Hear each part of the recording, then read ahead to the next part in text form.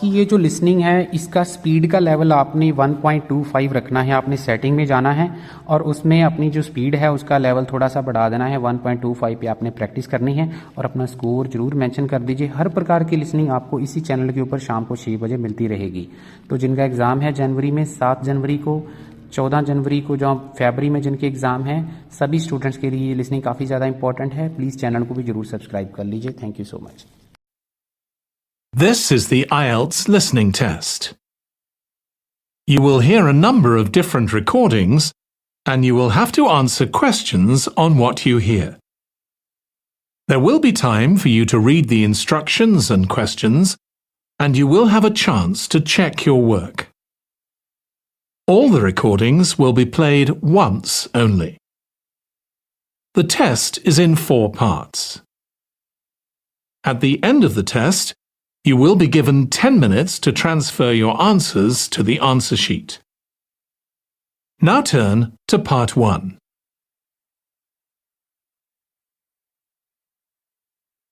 Part 1. You will hear a woman being interviewed by a market researcher in a health club about her membership of the club. First, you have some time to look at questions 1 to 5.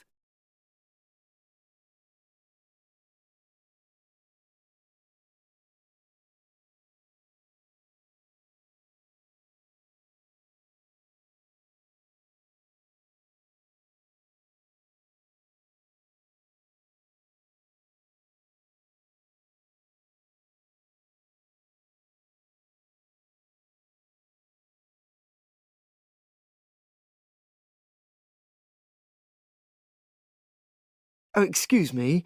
I wonder if you'd have the time to take part in some market research. What's it about? About this club and your experiences and opinions about being a member. It'll take less than 5 minutes. Oh, OK then, as long as it's quick. Can I start by taking your name? It's Selina Thompson. Is that Thompson? Yes. Okay, great. Thanks. And what do you do for a living? Well, I'm an accountant, but I'm between jobs at the moment. I understand. But that's the job I'll put down on the form. And would you mind my asking which age group you fall into? Below 30, 31 to 50, and above? Over 50, I think we can safely say. Great, thanks. And which type of membership do you have? Sorry, I'm not sure what you mean. Do you mean how long? No, is it a single-person membership? Oh, right, no, it's a family membership. Thanks. And how long have you been a member? Ooh, let me see. I was certainly here 5 years ago, and it was probably 2 to 3 years more than that. Shall I put down 8? Oh, I remember now. It's 9, definitely. Sorry. No problem. I've got that. And the last question in this first part is, what brought you to the club? Sorry? How did you find out about the club? Did you see any ads? Well, I did actually. But I have to say I wasn't really attracted to the club because of that. It was through word of mouth. So you were recommended by a friend? Actually, my doctor. I'd been suffering from high blood pressure, and he said the club was very supportive of people with that condition, so I signed up. Great, thanks. Before you hear the rest of the conversation, you have some time to look at questions 6 to 10.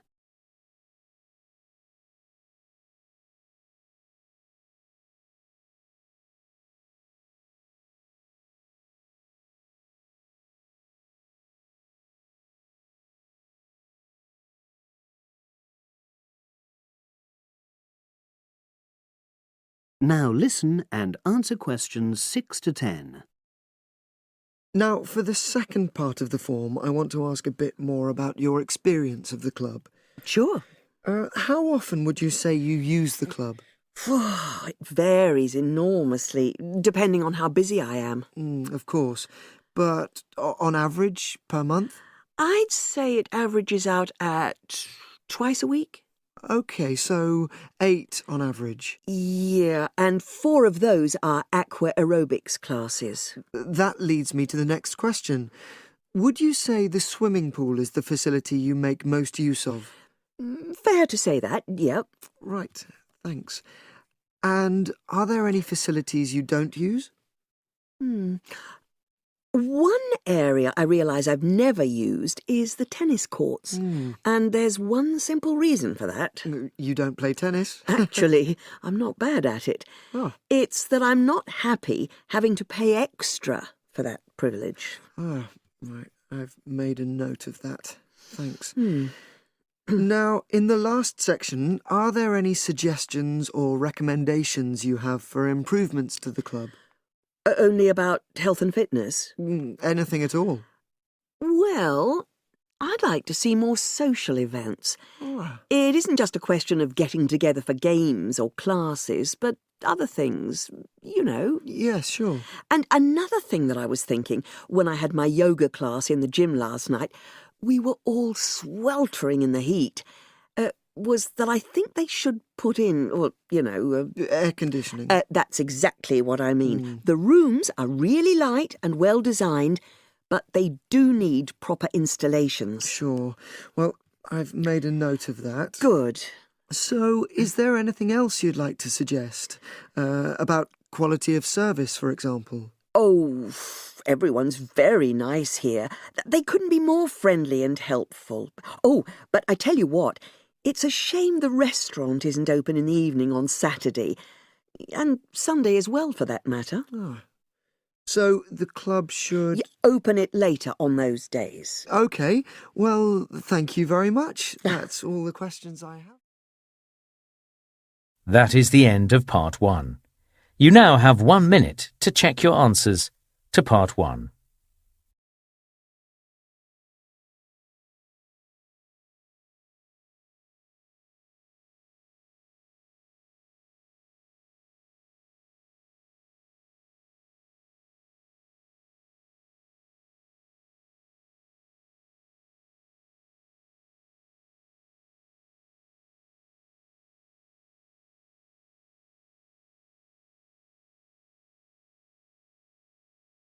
Part 2. You will hear a trainer giving a talk to people who want to learn outdoor survival skills. First, you have some time to look at questions 11 to 16.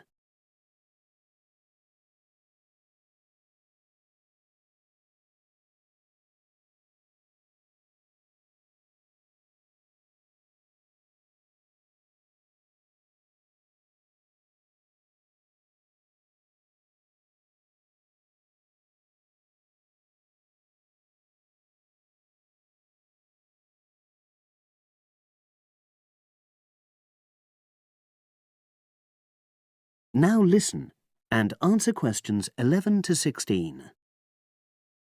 Good morning, everyone, and welcome to our outdoor survival program. As you know, this week you'll be learning some of the basic information and skills you need to look after yourself independently in the outdoors. These first 2 days will be based here in the classroom, and then we'll be taking a camping trip to put into practice some of the things you've learned. I'm going to start off with the topic of food. And to start with, I'll describe just 2 methods which we'll be putting into practice at our camp, and which make use of natural resources, the steam pit and the bamboo pot. I've got 2 posters here to make things clearer, and I'll start with the steam pit here. To make this, you'll need some dry sticks, some grass, some loose earth, and some stones. And for this week only, some matches.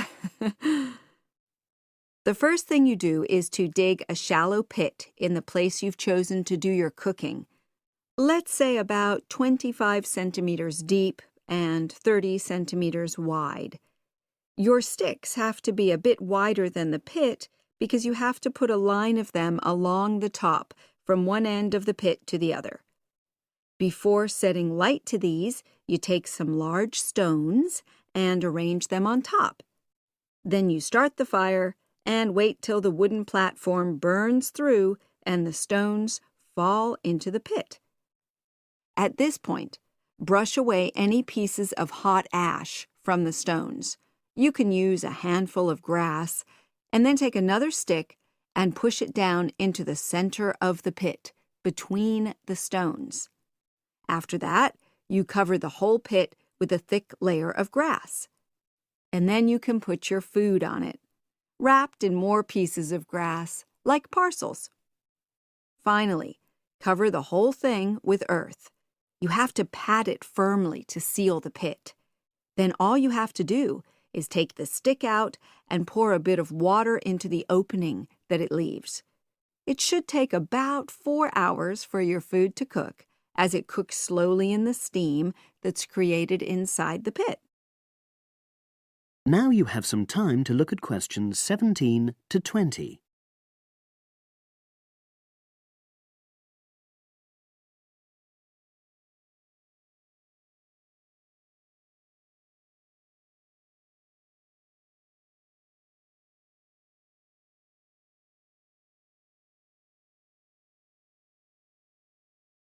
Now listen and answer questions 17 to 20. So, simple but effective. The other method you're going to practice this week is the bamboo oven. Now, the steam pit is ideal in certain conditions because the heat is below ground level. For example, if there's a strong wind and you're afraid a fire might spread. But when it's safe to have an open fire, you can use the bamboo oven method. You get a length of bamboo, which, as you probably know, is hollow and consists of a number of individual sections with a wall in between. You use a sharp stick to make a hole in each of the dividing walls apart from the end one. Then you lean the bamboo over a fire, with the top propped up by a forked stick and the bottom sitting on the ground.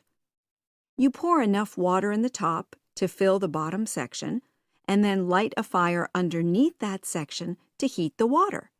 Then you put your food inside the top section, and the steam coming up the bamboo through the holes you made cooks it. I'm going to move on now to food itself and talk about some of the wild plants you might cook. I'm going to begin with fungi. That's mushrooms and toadstools. I'm sure you'll be aware that some of these are edible and they're delicious, but some of them are highly poisonous. Now, whether they're poisonous or not, all fungi that you find in the wild should be cooked before eating, because that helps to destroy any compounds in them that might be mildly toxic. But be aware that any amount of cooking won't make poisonous varieties any safer to eat. Unless you can definitely identify a fungus, you should never eat it. It's not worth the risk. And you need to be really sure, because some fungi that are poisonous are very similar in appearance to certain edible varieties. They can easily be mistaken for each other. So, having said all that, fungi are delicious when they're freshly picked, and although they are only moderately nutritious, they do contain minerals which the body needs. I'll move on now to leafy plants, which are generally... That is the end of Part 2. You now have half a minute to check your answers to Part 2.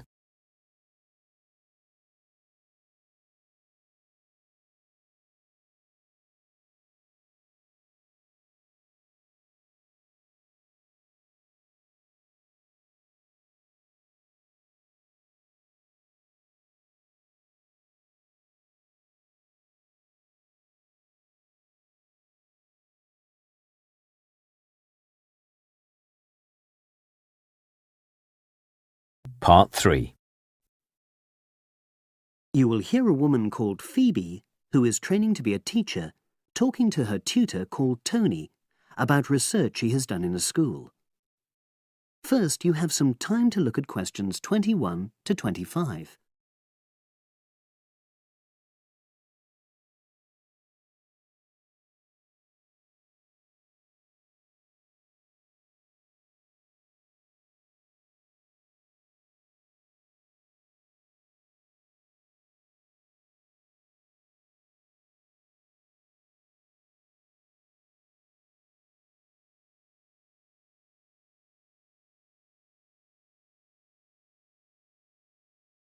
Now listen and answer questions 21 to 25.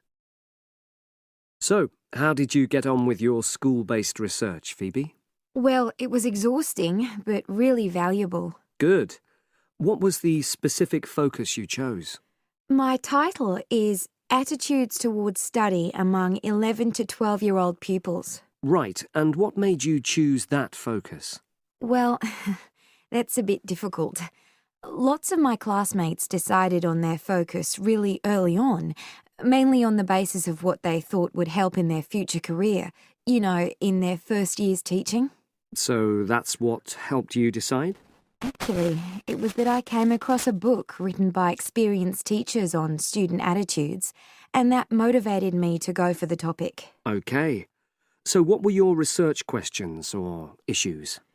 Well, I wanted to look at the ways students responded to different teachers, particularly focusing on whether very strict teachers made teenagers less motivated. And from your research, did you find that was true? No, not from what I saw, from my 5 days observation, talking to people and so forth. Okay. We'll talk about the actual research methods in a moment, but before that, can you briefly summarise what your most striking findings are?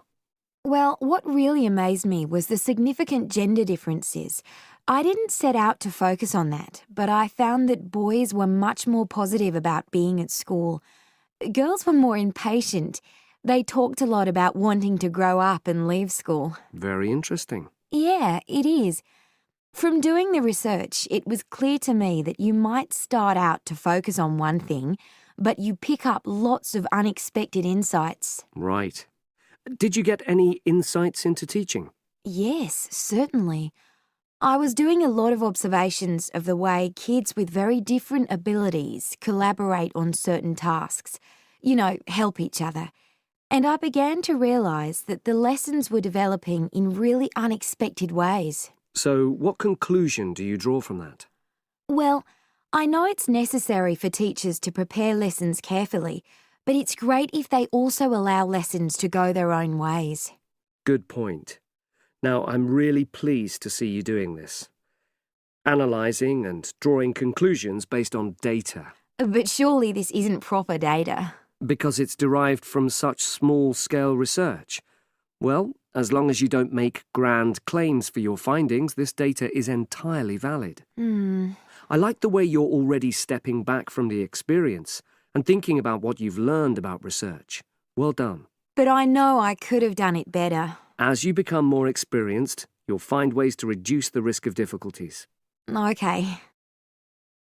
Now you have some time to look at questions 26 to 30.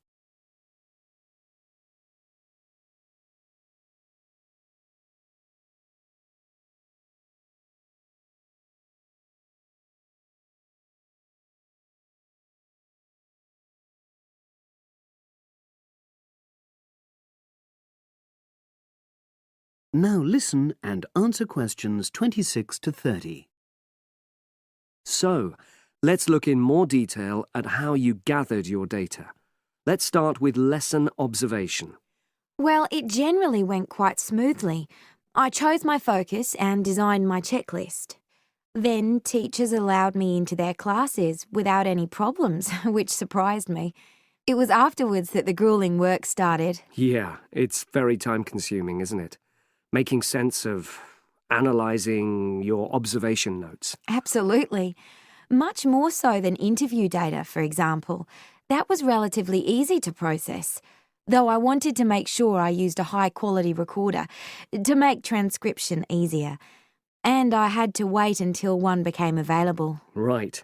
And did you interview some kids as well? In the end, yes. I talked to 10, and they were great. I'd imagined I'd be bored listening to them, but... So it was easy to concentrate? Sure. One of the teachers was a bit worried about the ethics, whether it was right to interview young pupils, and it took a while for him to agree to let me talk to 3 of the kids in his class, but he relented in the end. Good. What other methods did you use? I experimented with questionnaires, but I really regret that now. I decided to share the work with another student, but we had such different agendas it ended up taking twice as long. That's a shame. It might be worth you reflecting on ways you might improve on that for future projects. You're right, yeah. OK. And the other thing I did was stills photography. I didn't take as many pictures as I'd hoped to. Lack of time? It's pretty easy just snapping away, but I wanted each snap to have a purpose, that would contribute to my research aims, and I found that difficult.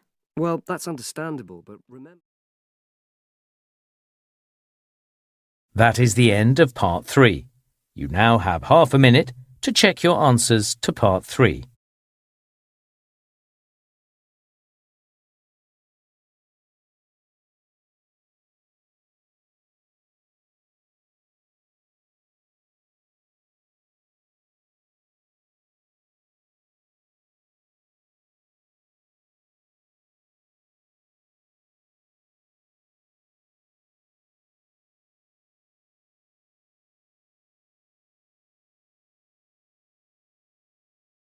Listening, Part 4.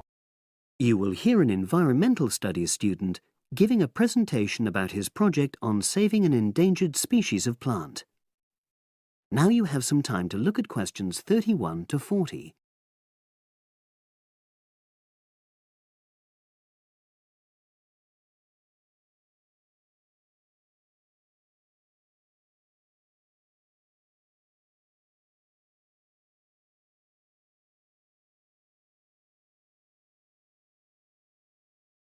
Now listen and answer questions 31 to 40. For my presentation, I'm going to summarise what I've found out about efforts to save one plant species, the juniper bush. It once flourished in Britain and throughout the world's temperate zones, but over the last few decades has declined considerably. Before I go on to explain the steps being taken to save it in England, let me start by looking at some background information and why the juniper has been so important in cultural as well as ecological terms, historically and in the present day. Firstly, I want to emphasise the fact that juniper is a very ancient plant. It has been discovered that it was actually amongst the first species of plants to establish itself in Britain in the period following the most recent Ice Age. And, as I say, it has a much valued place in British culture. It was used widely as a fuel during the Middle Ages because when burnt, the smoke given off is all but invisible, and so any illicit activities involving fire could go on without being detected. For example, cooking game hunted illegally. It also has valuable medicinal properties. Particularly during large epidemics, oils were extracted from the juniper wood and sprayed in the air to try to prevent the spread of infection in hospital wards. And these days, perhaps its most well-known use is in cuisine, cooking, where its berries are a much valued ingredient, used to flavour a variety of meat dishes and also drinks. Turning now to ecological issues, juniper bushes play an important role in supporting other living things. If juniper bushes are wiped out, this would radically affect many different insect and also fungus species. We simply cannot afford to let this species die out.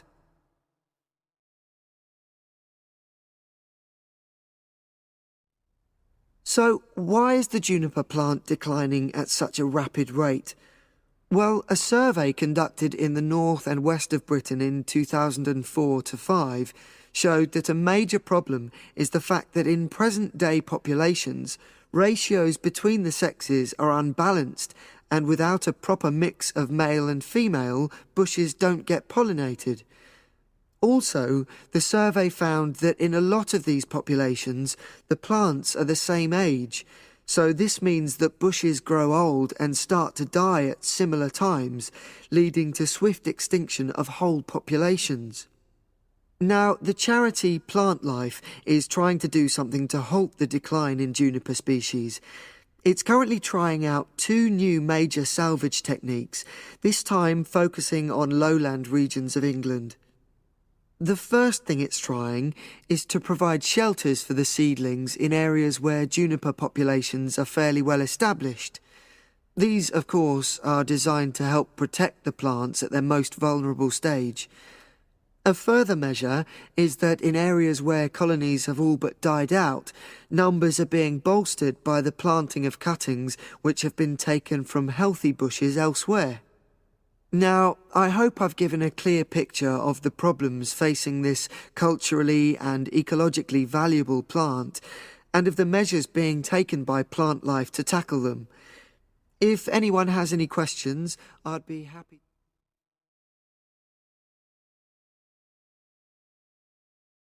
That is the end of Part 4. You now have 1 minute to check your answers to Part 4.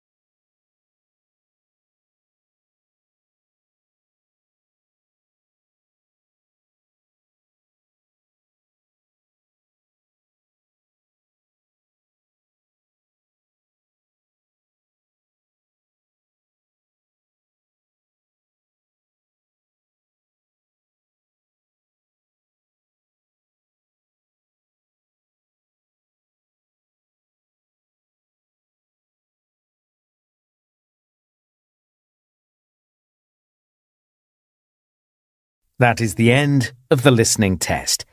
In the IELTS test, you would now have 10 minutes to transfer your answers to the answer sheet.